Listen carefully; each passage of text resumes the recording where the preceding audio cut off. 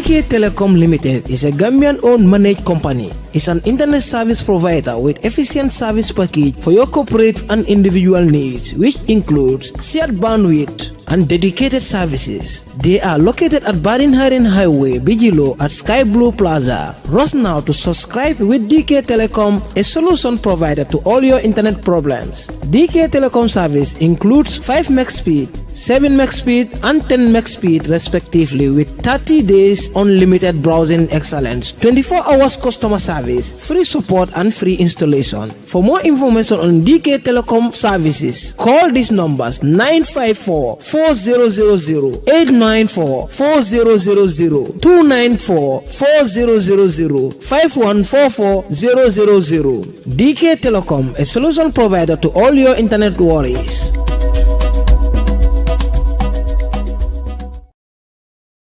The purpose of the press conference is for the Gambia delegates on to the Pan-African Parliament to update us, give us briefing as to the recently held second ordinary session of the Pan-African Parliament. As you already know, on the high table, the press conference will be addressed by the chairperson of the Gambian delegation to the Pan-African Parliament, who double as the chairperson of the West African Caucus at the Parliament, Pan-African Parliament. That is Honorable Alaji Bo. He is going to address the press conference. To Ibrahim's introduction, my name is Gilbert Bokiti Boifio, and I'm the coordinator of the African Parliamentary Press Network, APPN. Now, we are very grateful to the delegation from the National Assembly of the Gambia to the Pan-African Parliament for agreeing to this press conference. And I must say that this is the first of its kind ever in the history of the Pan-African Parliament. And so Gambia finds itself in a very high position for leading the way on this particular initiative.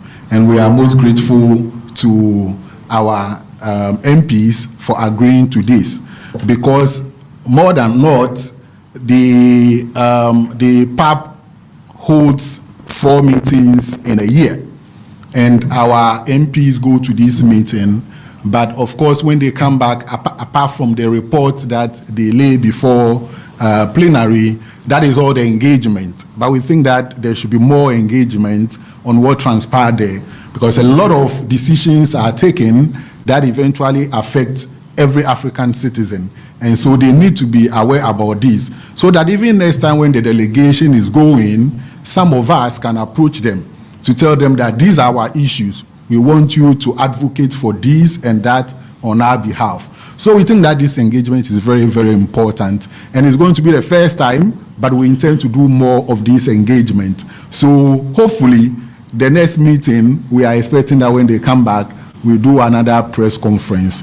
Again, as part of efforts to ensure that the engagement with our MPs and also the Pan-African Parliament is sustained, we are hoping to introduce series of radio and TV program where we are going to review the entire session. And of course, we are going to have our MPs being part of it. We are also hoping to have committee chairpersons of the various committees at the Pan-African Parliament also being guests for that show. So we are encouraging the media in Gambia to be actively involved in this process, because we designed this purposely for you, so that you can also educate our brothers and sisters out there to know more about what our MPs are doing on our behalf at the Pan-African Parliament, and also know more about decisions that have been taken at that level that affect you and I. So I will now hand over to Honorable Mbo for his remarks, and then the team can brief us on what transpired at the just ended second ordinary session of the Pan-African Parliament. So, Honorable Mbo.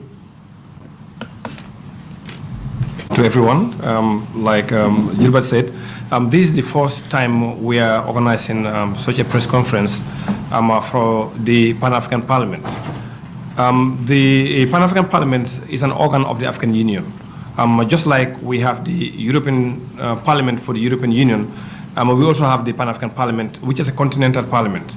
I'm sure most of us are aware that we also have regional parliaments like ECOWAS that deals with West Africa, and we also have EALA, which is the East African Legislative Assembly, but we have a bigger parliament called the Pan-African Parliament, and we started since 2004.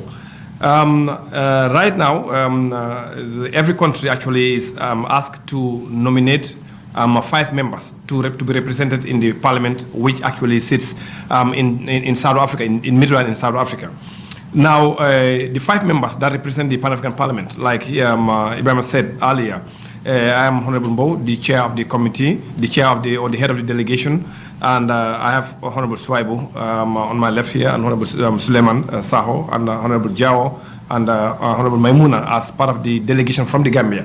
I am serving my 2nd term in the Pan-African Parliament, and currently I'm the chair of the West African Caucus. The parliament is 5 members from each country, which means out of the 55 countries in Africa, each country is represented by 5 members. Now, the membership must contain a woman and must also contain a member of the opposition, just to ensure that we have a very fair and very balanced team. And that's the delegation of the Gambia. Now, the PAP, like I said earlier, is to ensure full participation of the African people. That's the mandate, just to ensure that, which means we are the voices of the African people at the continental level. Most of us actually, or most of you actually, you hear the AU is doing this or AU is doing that, but for the most part, that's exactly where it ends. And now that we have the Pan-African Parliament, which is a continental parliament, we serve as your voices at the level of the continent, in South Africa. So the PAP is the platform. Normally they call it PAP, but it means Pan-African Parliament. But most people actually know it as PAP, as the acronym. It's intended as a platform for the people from African states involved in discussion and decision-making and problem-solving. That's essentially what we do. So the members are designated. We have some countries also that actually may designate people to go. For example, remember what happened with Mali? They didn't have an elected parliament, but they have designations where they take 5 people to send them to the PAP, but they must conform to this membership. So the ultimate aim of the Pan-African Parliament is to be a full parliament. Right now, we are not making any laws. Right now, what we are doing is we are making consultation with for the African people, which means the only thing we do is actually to review policies, to make consultations, and also to advise the African Union, also to play an oversight on the budget of the African Union. That's what we are doing right now, but we do not have the powers right now to be making laws. However, the African Union actually has come up with the convention. And now we want countries to sign that convention, and then the PAP would have full legislative body like a parliament, like a full parliament. So far, only 15 countries actually have signed. Out of the 15, 7 came from West Africa, and Gambia actually has also signed that to give powers to the continental parliament to be able to make laws for the country. So as far as we are speaking, the West Africa actually is taking the lead. Like 50% of the people that actually have signed come from West Africa, and Gambia has signed, Senegal has signed, Niger and Ghana has signed also, and Mali, they all have signed. In fact, in the next few weeks, we'll be going on a mission to the other West African countries, 3 of them that have not signed yet, like Cape Verde, Ivory Coast, and Liberia, to encourage them to sign. Now, every year we have 4 sessions. 2 sessions are dedicated for committee work only, just like we have committees here. We also have 15 committees in the African Parliament. And personally, I belong to the Committee on Education, Training, Science, Technology, and Innovation. And Honorable Swaibu sits on the Committee for Human Rights, and Honorable Saho sits on the Committee for Agriculture, and Honorable Jao sits on the Committee for Monetary Affairs, and Honorable Maimuna is now on the Committee for Economic Development, Mining, and Energy. And that's exactly where. So all of us actually, we also have to sit in one committee. You can only be in one committee, and no 2 countries actually can be on the same committee. So we make it in a very democratic process to ensure that at least every country is actually represented in 5 different committees, and we do our work. So the other 2 sessions actually is ordinary sessions. And that's where we actually discuss about issues. And that's where we discuss policies. That's where we discuss budget and all issues pertaining to the continent of Africa. Those are the 2 sessions. So every year, you will see that we will be going in around end of February to March. We also go in May, we also go in August, and we also go in October. And all this is actually done to ensure that we cover the 4 sessions. So principally the objective of the Pan-African Parliament, which is the PAP, is to facilitate and oversee implementation of the AU policies, objectives and programs. And we also work on promoting human rights across the continent, as well as good governance. We also participate in creating awareness among the peoples of Africa on the AU's objectives. Again, when you look at the AU, which is the main authority, they are different. They are separated into different organs. You have the Assembly Heads of State that sits on top. That is the presidents of the countries.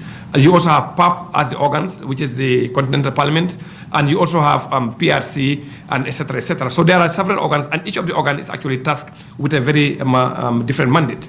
Now, we also do in promoting and coordinating the RECs, which is the regional economic communities, on measures, programs, and activities, and also prepare our own rules of procedure.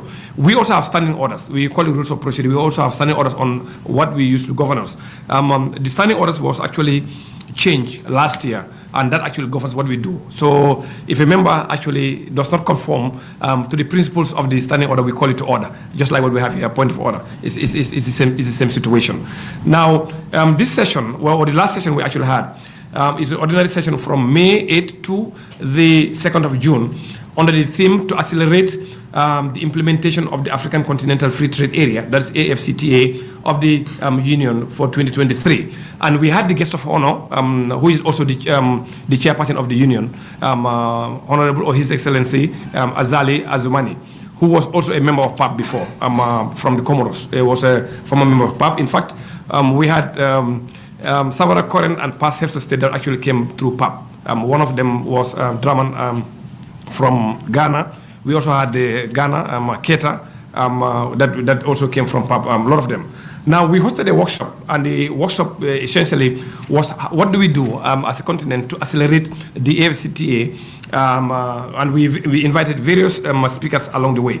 Now, various experts from the Secretariat actually explained to us really where we are, because right now it's in, it's in full motion, and what the AFCTA intends to do, essentially trying to promote trade within the African continent. Because if you look at the trade among ourselves, it's really very, very low. Now, what this is going to do is now it's going to create one of the biggest markets in the world where African countries actually can trade among themselves instead of actually depending on other countries for importation. And you know what that means. The more we trade outside the continent, now we're going to use other currencies like the dollars, the euro, and others, and that actually has a very negative impact on our on inflation. So to avoid that, the AU came up with this continental market where we all come together and trade. Now, among the issues, or among the developments we have now, is the creation of the Pan-African payment system. Right now, as a country, most of the businesses, when they want to transact outside the Gambia, they normally use SWIFT to do the transfer. You submit your dollars to your bank or to financial institution, and they convert that into dollars in the other side. So now, what the African Union came up with through the Continental Free Trade Area, they came up with something they call Pan-African Payment and Settlement System. What this system is going to do, when, for example, when a Gambian businessman does business with a Ghanaian, instead of buying dollars or euros, you don't have to do that. You can settle them in dollars, and when they buy something from the Gambia here, also they settle it in Ghana cedis. So that means we are going to eliminate the dollar itself from the equation. And what that's going to do is it's going to actually help the Gambia, for example, because now the demand for dollars actually is going to be really, very low, and the essential thing it's going to do is actually allow the dollar rate to actually go down. Now, if you look at the dollar rate, for example, for the past 10, 15 years, you're going to see that it actually has been going up. And when it goes up, actually, is the average person that would actually suffer. To avoid that, the Continental Free Trade Area now is going to pilot this. The first transaction was tested between Ghana and Nigeria, and it was done successfully. Now they're going to use the WAMS, which is the West African Monetary Zone, to connect them. And in the next 2 years, all the central banks in the continent will be connected to this payment system. It's called PAPIS, which is the Pan-African Payment and Settlement System. So when we do business with South Africa, we don't have to worry about dollars, we don't have to worry about euros. When we do business with Kenya, we don't have to worry about all those things. The only thing you're going to do is we're going to settle them in Kenya shillings, and when you do business with the Gambian counterparts, they settle them in dollars through our own central banks. So really, that's one of the biggest developments as far as this is concerned. Another area we also discussed during the session was also a workshop on climate policy, equity, and the theme was the African continent at a crossroads. You know, the issue of climate change is real. And again, research actually has shown that the West Africa and Southern Africa would be the most affected in climate change. And you're going to see that a lot of issues that's actually happening in the country right now. You see the rains that actually just occurred last week. Just the first rain, and we are in trouble. Now, can you imagine what's actually happening? So now countries actually have used various mechanisms in terms of adaptation measures and also in terms of being able to sustain some of these changes. Now, the workshop actually allowed us to interact with the Pan-African Climate Justice, and we came up with resolutions which Honorable Toure is going to read about the recommendation we actually made, at the level of the, of the Parliament, together with our other partners that actually participated. Now, during this session also, we had invited the president of Kenya, which we normally do. We invite very high-profile people and give them a topic to talk on. And then he really came and talked about climate justice. And I think Honorable Ruto stated that there is only one way the world can achieve the zero aspirations by 2050. And it's for the countries that are negative emissions, mostly African countries, to be able to make for those that are on course of missing the 2050, because that's a target. But most of the developed countries, they are not missing the objective, and there's a likelihood that they may not be able to meet it. But the African countries, which are we are in the negative, some are really extremely low, we work together to ensure that we bridge that gap to do that. Now, the president actually indicated three fundamental things during the course of discussion. One, he said that there's a need to relocate the industrial production. If you look at Africa right now, we export our raw materials, minerals, etc., for processing. But those countries right now, they are unable to meet the carbon emissions, which is the greenhouse gases. They cannot meet it. So what he's suggesting is like, why can't those industries come to Africa? We do the processing here, very close to those, where they mine them.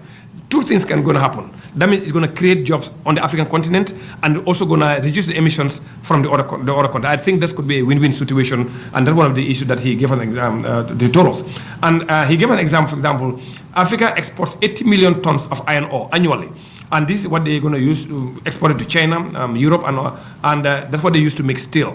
And there's no factory here that makes steel in the Gambia here. Most African countries, we don't have that. So we export the raw material, they go process it and bring it back. So we say that now, when we do that, if we're able to be successful in actually doing the processing in this continent here, it has the potential to reduce the emissions by almost 7 million tons of carbon dioxide, which you think is really excellent.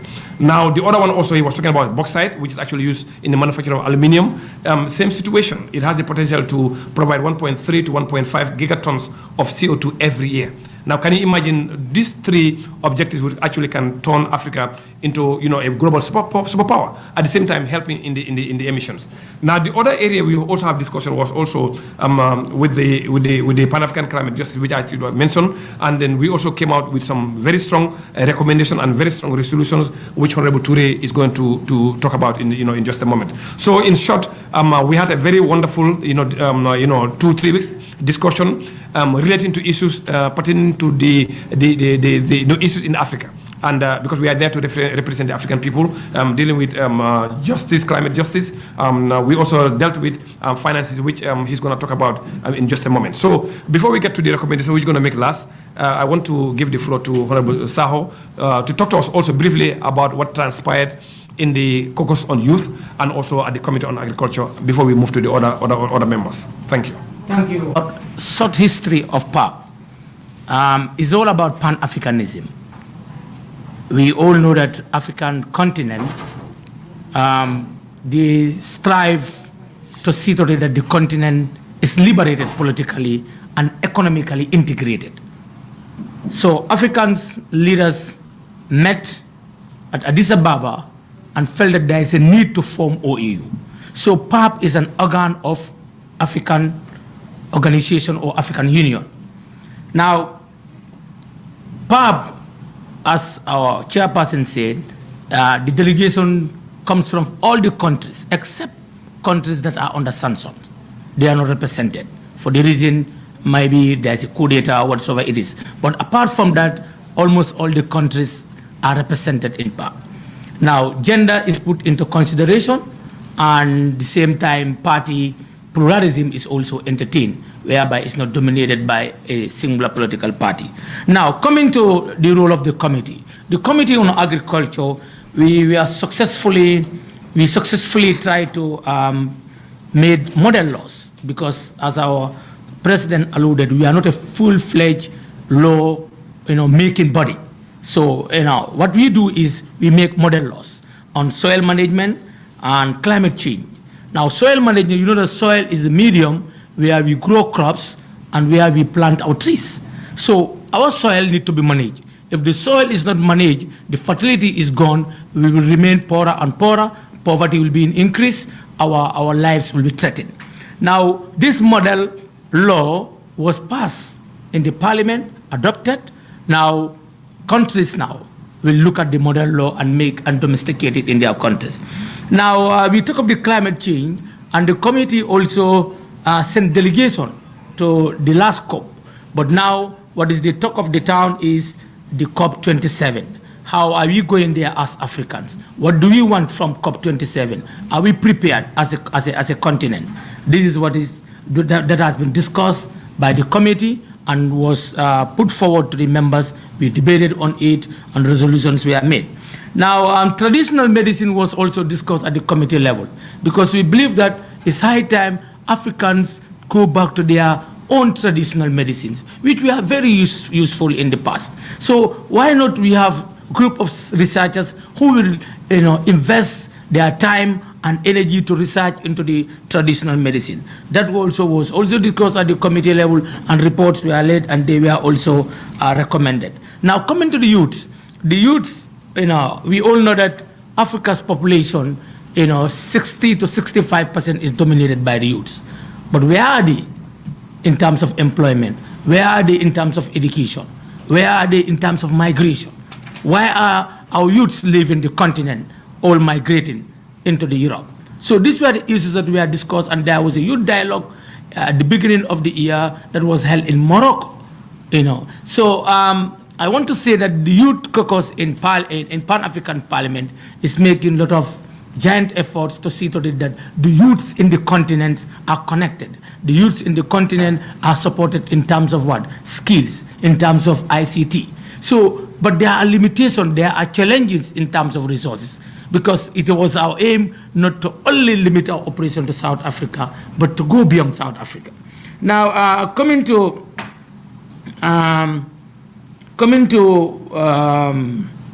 events that happen.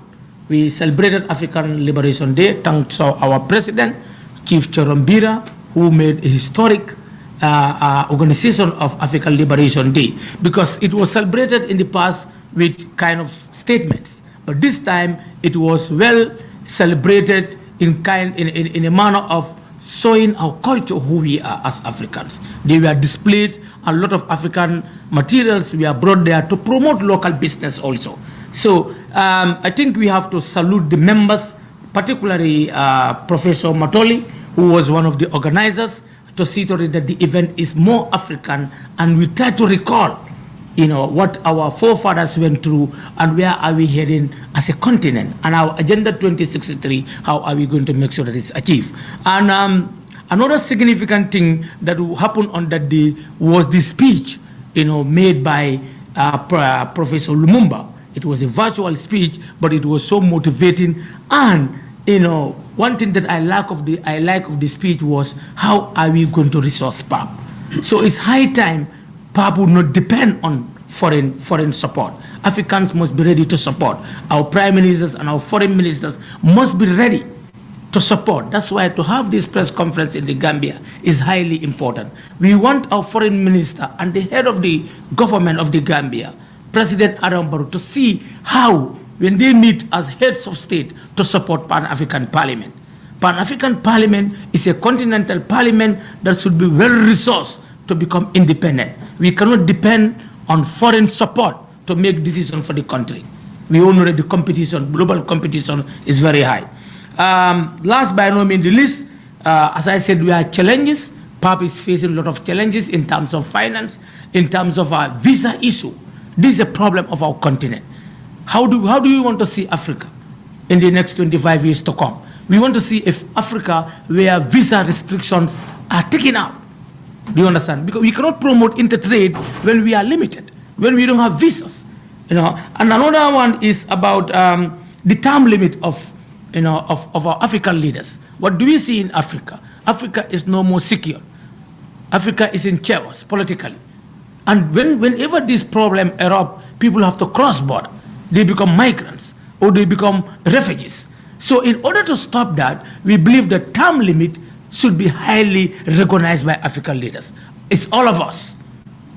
So is another way of mitigating the violence or the crimes or the political upheavals that we have in our continent. So we thank you for your attention, and we believe this dialogue will continue to take PAP to the grassroots. Thank you. A chunk of it goes to the payment of services, that is the staff that they employ. But the members themselves benefited very little from that finance. Now, when this new PAP came under the leadership of Chief Fortune Choromwira last year, we thought it wise that PAP should be an organ that should be very vibrant. In doing so, our committee, we were asked to convey last March in Midran before the actual statutory committee meetings, which was held in April. We were there in March in order to look into the budget of PAP for 2024. Then we were there for a week. We restructured the budget, and then at least we make it bigger so that committee operations can be well catered. Then when the committees were there in April, we also consulted each of the committees for them to come up with their own budget line, the amount that they would need, the programs that they would want to undertake within the year 2024, so that we'll be able to put it together before the PRC will meet in Ethiopia to finalize the 2024 budget. And it was successful. All the committees, the 15 committees were engaged. They come up with their budgets, and then we put all those figures together, and then we finalized the PAP budget for 2024. And then it is submitted to the PRC. Now we are hoping and praying that it is endorsed so that PAP will come back to its normal fit.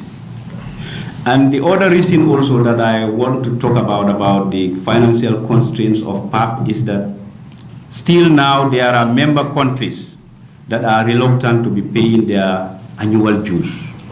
Because if they don't pay their dues, the AU will not have the wherewithal, they will not have enough money that they would be able to give to PAP so that PAP will be able to do its operations without any hindrance. So on a nutshell, I think I will end it here and hand it over to my other colleague, Honorable Cisse. Thank you. Miguel, I think the mic is on. No? Yeah. Are you on? Okay. Off that one, on this, I think. It's okay. It's okay. All right. As I started with, I want to start with the existing protocol to welcome the able guests and the media personnel, which is Mr. Gilbert. Thank you so much for seeing you again in the Gambia. We are our last visit in South Africa. You are one of the participants over there to the media.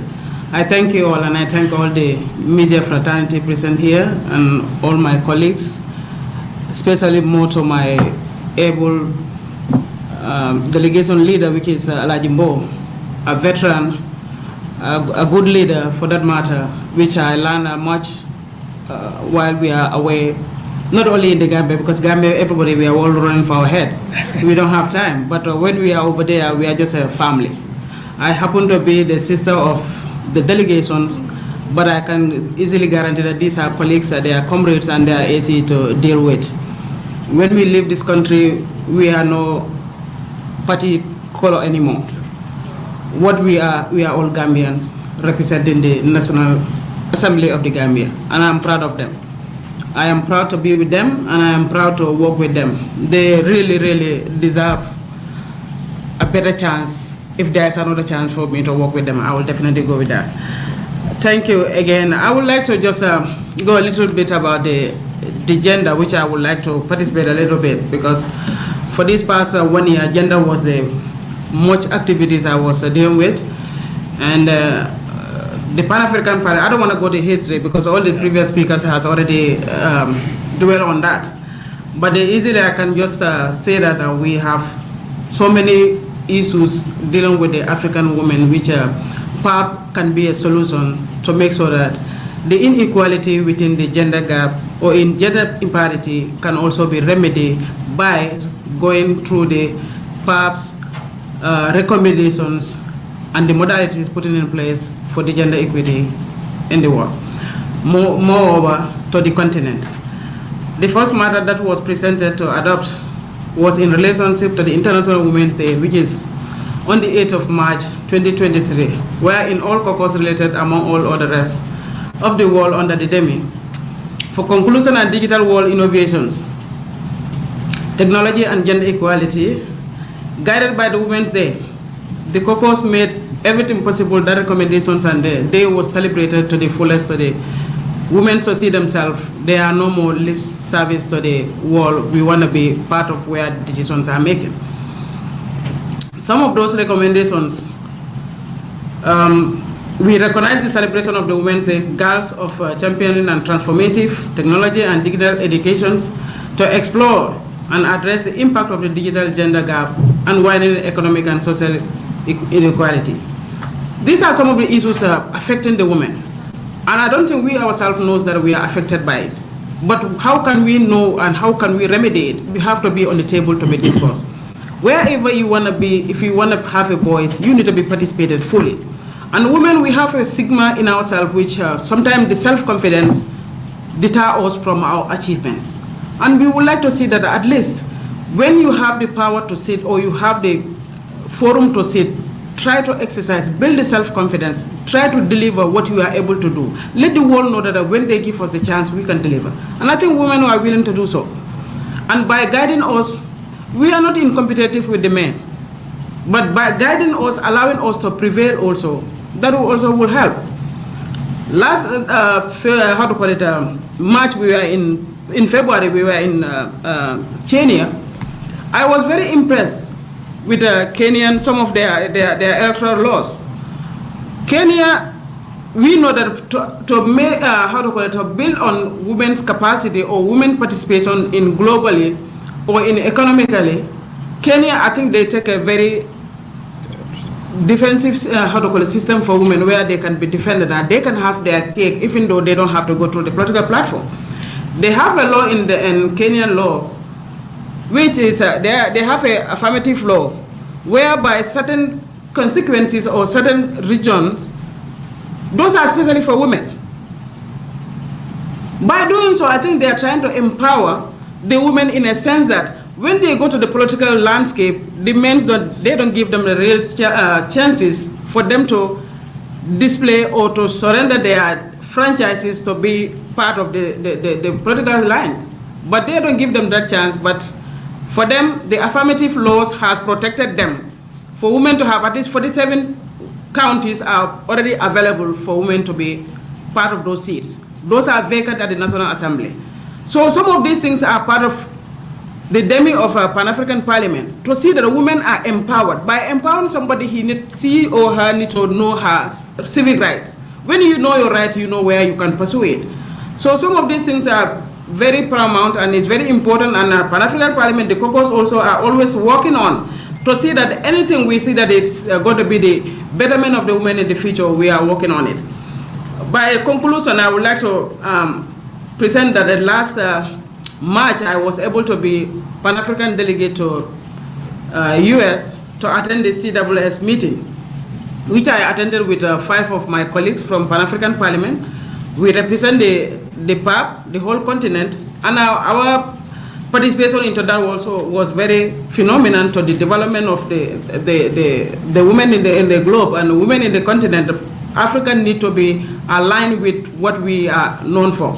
Our traditionals, our cultures need to be protected, and the cyberbully on the women also are very paramount. And we are the victim. We are the most users of those social medias, but we became our own victims of our own self. So protecting yourself is protecting your own right. So if I have anything to add, I think this is what I'm going to leave with the rest. I thank you all. African Parliamentary Press Network for organizing such a press conference. And I would urge us among ourselves and to think about how can we get our own Gambian journalists to South Africa, because other countries actually do that, both the traditional media houses and the online media houses. We need to find a way to, at least every session, we try to get 2 or 3 of them. Maybe we can do a discussion behind the scenes with the budget that's actually coming. Because when you look at Ghana, Nigeria, Sierra Leone, all of them, they take along their media houses so they can actually know what are we doing there. Because every year you hear Mo is in South Africa, Maimuna is South Africa, but what are you doing there? So we need to take our own people so they can spread the word, for them to know exactly, just traveling, we are not traveling just for tourism's sake, but we are doing that to work for the benefit of African people. So we need to find a way to ensure that we take our own media houses along when we are going. So we want to thank you again once more, and also, like I said, to call on the President and also the Foreign Minister, Tangara, to ensure that all the dues for the African Union actually are settled. Because we cannot depend on foreign donors to develop this continent. We cannot do that. We also cannot depend on their monies also to run the African Union. Because again, like they said, who owns the piper? So you know exactly what that means. So let's try to raise funds within ourselves, and then let's try to ensure that we support PAP, we support the African Union from our own funds instead of actually having to depend on other areas. And also ask the Foreign Minister, Tangara, who we're gonna meet also, to talk to his colleagues also to ensure that they ratify the protocol, even though Gambia actually has ratified, but let's get his counterpart to ratify so that we can have a full-fledged continental parliament, so that the AU can be in check in terms of the financials and in terms of the policies that actually work and that doesn't work. And on that note, we want to thank you, and also to thank our President, Chief Fortune Charambira. That is the President or the Speaker of the Pan-African Parliament, and also the Office of the Clerk, for helping us to organize such a forum with the media houses in and outside the Gambia. Thank you once again, and we'll see you another time. Thank you. For us to come up with a continental language, because if you look at African continent right now, even currencies alone, money, currencies, we have more than 30 different currencies across the continent. Languages also, is a barrier. And again, if you look at the education system, maybe that's something we really need to look at. We really need to look at our curriculum just to ensure that it matches with our developmental aspirations. So, and I think it's also important that we look for one African language and then try to teach it across the continent, so that in the next 10, 15, 20 years, anywhere you go, you speak Swahili, or you speak Fulani, or you speak Yoruba, or Wolof, or Manding, whatever it is, somebody will be able to talk to you. But right now, we use, even if you are unable to speak good English, they can try to castigate you, which I don't see any sense in it. So let's try to develop our own continental language. So I think the Committee on Culture, on education, which actually I'm a member now, I think we're going to take it up to see exactly what we can do to develop a continental language. For example, Fulani, Amharic, etc., or Swahili, because you see that right now we have more than 250 million people that actually can speak Swahili on the continent.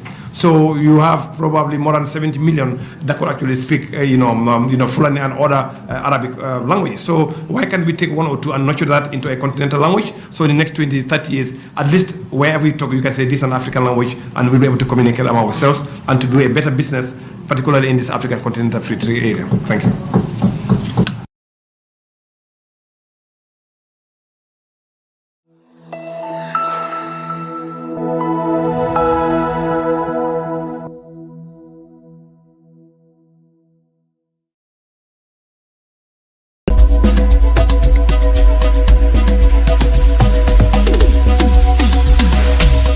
DK Telecom Limited is a Gambian-owned managed company. It's an internet service provider with efficient service package for your corporate and individual needs, which includes shared bandwidth and dedicated services. They are located at Barinharin Highway, Bijilo at Sky Blue Plaza. Rush now to subscribe with DK Telecom, a solution provider to all your internet problems. DK Telecom service includes 5 meg speed, 7 meg speed and 10 meg speed respectively, with 30 days unlimited browsing excellence, 24 hours customer service, free support and free installation. For more information on DK Telecom services, call these numbers: 954-4000, 894-4000, 294-4000, 5144-000.